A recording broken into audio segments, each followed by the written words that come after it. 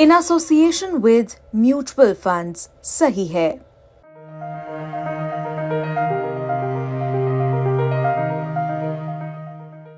नमस्कार, मेरा नाम सोनिया सतानीता है और इस समय मैं महाकुंभ प्रयागराज में मौजूद हूँ। भगदड़ के बाद यहाँ आने वाले श्रद्धालुओं की संख्या थोड़ी कम ज़रूर नज़र आई, लेकिन जैसे जैसे तारीख बढ़ती जा रही है ठीक वैसे ही श्रद्धालुओं की संख्या में इजाफा होता जा रहा है। अब इसी के साथ हम देख रहे हैं कि श्रद्धालुओं के रहने की व्यवस्थाएं, उनके लिए लंगर की व्यवस्थाएं, ये भी हम देख रहे हैं कि वो भी जगह जगह काफ़ी ज़्यादा देखने को इस समय मिल रही हैं। हमारे साथ इस समय है रोहित कुमार सिंह। सर, पहले तो ज़रा बताएं कि मैंने कई दिन से मैं जब इस सेक्टर से गुजरती हूं तो मैं देखती हूं कि काफ़ी सारे श्रद्धालु मुझे यहाँ खड़े नज़र आते हैं। हर समय ही मुझे यहाँ पे खड़े नज़र आते हैं। लंगर की यहाँ काफ़ी व्यवस्था मैंने देखी। हम लोग लगातार 10 से 15 हज़ार लोगों को जो देश और दुनिया से आ रहे हैं उनके भोजन की व्यवस्था का प्रयास कर रहे हैं। सनातन धर्म का महासमागम है, महासंगम है, महाकुंभ है।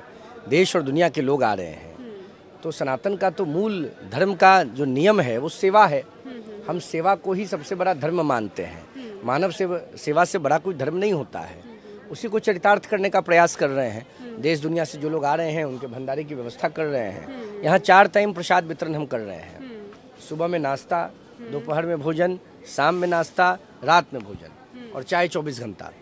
तो इतना जो ये आपका ही सामग्री है, इतनी ये सारी तो आप कम देख रही हैं, क्योंकि मैं 12 जनवरी के दोपहर से सेवा मैंने शुरू कर दी, स्वयं उपस्थित होकर। उससे पहले से हमारे शिविर में जो लोग थे, इस शिविर में जिससे मैं जुड़ा हूँ, इस शिविर के लोग कर रहे थे। 12 जनवरी से कैंप करके लगातार कंबल, च्यवनप्राश, स्वेटर, जूस, फल, अनाज, जो प्रसाद नहीं लेना चाहते हैं, जिनको अनाज की आवश्यकता है, जो खुद बना के खा रहे हैं, उनके लिए अनाज का वितरण, ये सब काम हम कर रहे हैं। देखिए, सनातन धर्म बहुत व्यापक है, बहुत बड़ा विचार है, बहुत बड़ा परिवार है, बहुत बड़ा व्यापक दृष्टिकोण है। तो सनातन में तो सेवा सबसे बड़ा आइडियोलॉजी का, सनातन का सबसे बड़ा आइडियोलॉजिकल पॉइंट जो है वो सेवा है। लेकिन आजकल देखिए, राजनीति में रहने वाले लोग लगातार सनातन को टारगेट कर रहे हैं, जो दुखद है। और प्रयागराज में जो महाकुंभ लगा है, अद्भुत व्यवस्था उत्तर प्रदेश सरकार और भारत सरकार ने की है। हम आभार सरकार का, अभिनंदन सरकार का। अद्भुत व्यवस्था है, अद्भुत।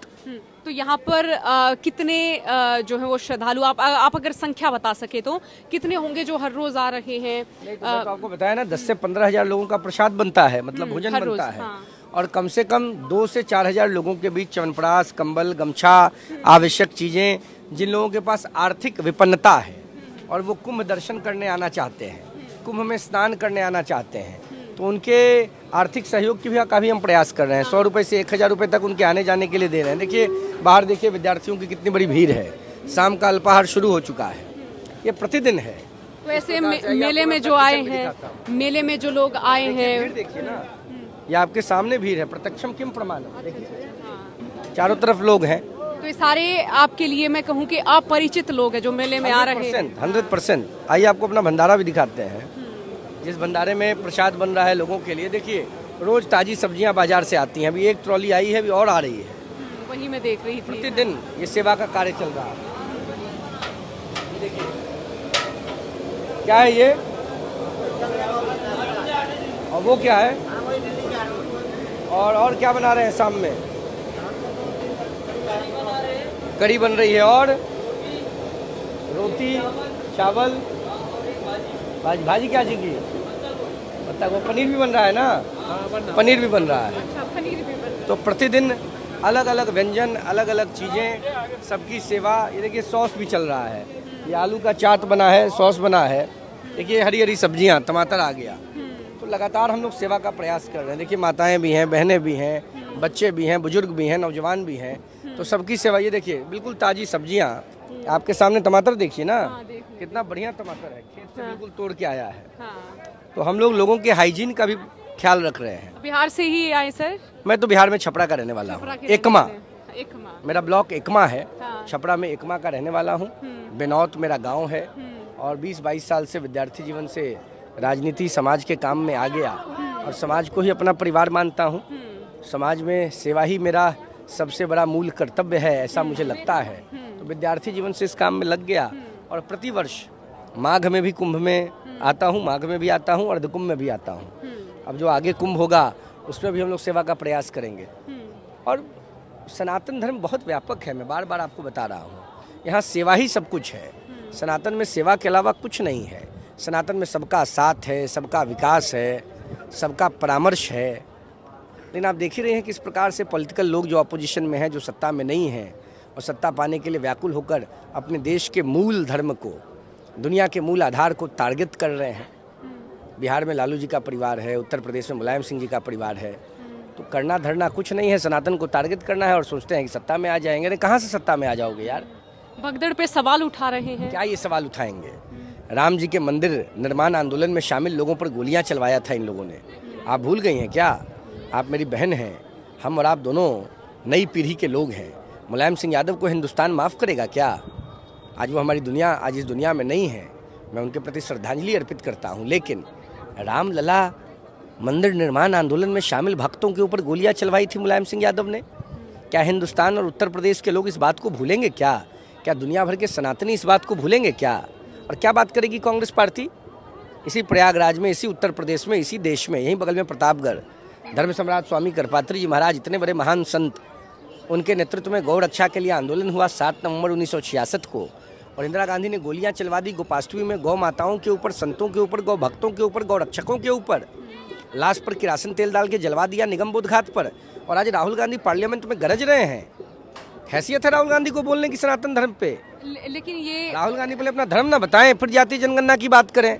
लेकिन ये जिस सरकार में जिस तरह की घटनाएं होती हैं, उन घटनाओं पर सवाल पूछे जाते हैं और ये पूछे जाने भी चाहिए। जैसे यहाँ पे भगदड़ आप हुई। जर्नलिस्ट हैं, आप पूछेंगे, मैं जवाब दूंगा। लेकिन इसका मतलब ये थोड़ा है कि आप गलत तोहमत मढ़ेंगी किसी के ऊपर। आपको अधिकार है, बाबा साहब अम्बेडकर ने संविधान दिया, संविधान में फंडामेंटल राइट है, फंडामेंटल राइट में राइट टू स्पीक है। आप पूछिए, हम भी जवाब देंगे। इसका मतलब ये नहीं ना है कि मानवीय संवेदनाओं, मानवीय मूल्यों, भारत माता के वैभव के खिलाफ जाकर आप बात करेंगे। लेकिन हज के ऊपर कोई बात करता है क्या? जुम्मा के ऊपर कोई बात करता है क्या? मस्जिद के ऊपर कोई बात करता है क्या? राम जी के ऊपर, कृष्ण जी के ऊपर, सनातन के ऊपर, हिंदुत्व के ऊपर, कुंभ के ऊपर, माघ के ऊपर ये बात करने का अधिकार इन लोगों को किसने दे दिया? क्या है ये लोग? क्या भूमिका है इनकी भारत के निर्माण में? क्या भूमिका है इनके राष्ट्र के उत्थान में? जब मौका मिला सत्ता का तो परिवार को स्थापित कर दिया। इस देश में भगवान राम से बड़ा कोई समाजवादी हुआ क्या? राम जी ने किष्किंधा विजय किया, राजा किसको बनाया? सुग्रीव को। राम जी ने लंका पर झंडा गाड़ा, राजा किसको बनाया? विभीषण को। इन लोगों को एक गांव की प्रधानी मिल जाती है, मुखियाई मिल जाती है, तो अपने परिवार को बैठा देते हैं और चले हैं राम जी से तुलना करने। दीदी, ये वही लोग हैं जिन्होंने प्रभु राम के अस्तित्व के खिलाफ देश के उच्चतम न्यायालय, सर्वोच्च न्यायालय, सुप्रीम कोर्ट ऑफ इंडिया में हलफनामा दायर किया था।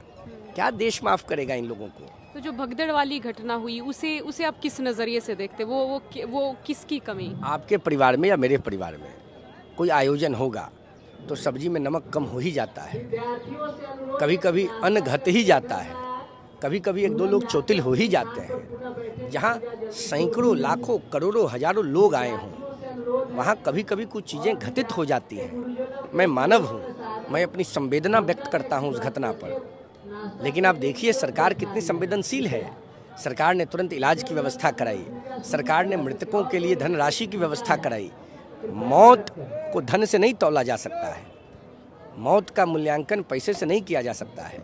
लेकिन सरकार की मंशा पर तो विचार कीजिएगा। 2013 में भी इस देश में कुंभ हुआ, उत्तर प्रदेश में कुंभ हुआ, प्रयाग की भूमि पर कुंभ हुआ।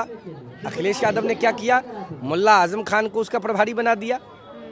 ये क्या सनातन के विरोध में नहीं था क्या बात? नहीं, वो कोई व्यक्ति अगर इस देश का नागरिक है, चाहे वो हिंदू हो, मुसलमान हो, सिख हो, ईसाई हो, सिखों का भी मैं यहाँ पे लंगर देख रही हूँ। आप हज के लिए आप सोनिया जी को क्यों नहीं भेजते हैं प्रभारी बना करके? मक्का मदीना में क्यों नहीं जाने देते हैं? कोई किसी धर्म को मान रहा है, वो उसकी व्यक्तिगत इच्छा है। वो व्यक्ति के, मैं आपकी बात का सम्मान करता हूँ। आप मेरी बड़ी बहन है, छोटी बहन है, बहन है, मैं आपकी बात का सम्मान करता हूँ। मैं आपसे पूछता हूँ, सोनिया जी को क्या जाने देंगे हज के अंदर? मैं मुसलमानों का बहुत सम्मान करता हूँ, अब्दुल कलाम का आदर करता हूँ, अशफाकुल्ला खान का सम्मान करता हूँ, इस देश के प्रत्येक मुसलमान का सम्मान करता हूँ। लेकिन क्या हमको और आपको हज के अंदर मदीने में जाने देंगे? आपको मालूम नहीं है? देंगे, नहीं जाने देंगे। नहीं देंगे। अच्छा। नहीं देंगे। कई दिन पहले क्या मैंने हमको आपको प्रभारी बनाएंगे? ये जो हज भवन बनता है, ये आपका 2013 में जो क्यों यहाँ बनाया आजम खान को भाई? अच्छा अखिलेश यादव ने तीज करने के लिए बनाया ना। ये वही अखिलेश यादव है ना जिनके पिताजी ने गोलियां चलवाई थी। माननीय मुलायम सिंह यादव ने राम मंदिर निर्माण आंदोलन में शामिल लोगों के ऊपर गोलियां चलवाई थी दीदी। सनातन का विरोध किया, इन लोगों ने नारा दिया। उस समय की व्यवस्थाओं का जिक्र होता है कि बड़ी बेहतरीन कोई व्यवस्था नहीं थी, जीरो। I was there. आप आई थी? मेरे पुरखे बताते हैं। आपके पुरखे नहीं, आपके माता पिता बताते होंगे ना, माता पिता कभी नहीं गए। तो आपके जो वरिष्ठ लोग होंगे परिवार के वो बताते होंगे, पत्रकार लोग भी बताते हैं, जो आपके वरिष्ठ साथी हैं। तो व्यवस्था नहीं थी। हो सकता है उनका चश्मा का पावर उस समय कुछ ऊपर नीचे रहा हो। ये मैं आपको भी बोल सकती हूँ, आपका भी पावर ऊपर नीचे हो ना। सम्मान, लोकतंत्र में आपकी सब बातों का सम्मान। मैं आपकी बात को कहाँ काउंटर कर रहा हूँ? आपने मुझसे पूछा है तो मैं अपने दृष्टिकोण से बता रहा हूँ।